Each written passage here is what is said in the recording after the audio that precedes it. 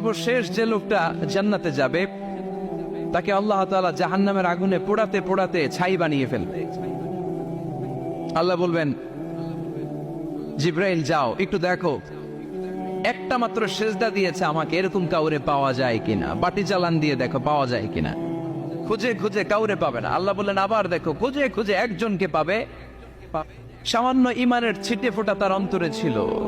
আল্লাহ বলবেন, যেহেতু ছিটে ফোঁটা আছে, অনেক মায়ের খেয়েছে, ওকে বের করে জাহান্নাম থেকে বের করে একটা নির্ধারিত দূরত্বে রেখে দাও। রেখে দেয়া হবে, কিন্তু জাহান্নামের আগুনের লেলিহান শিখাতে তার গা ঝলসে যাবে। সে আল্লাহর ডেকে বলবে, মাবুদ তোমার কাছে আমি কিছু চাই না,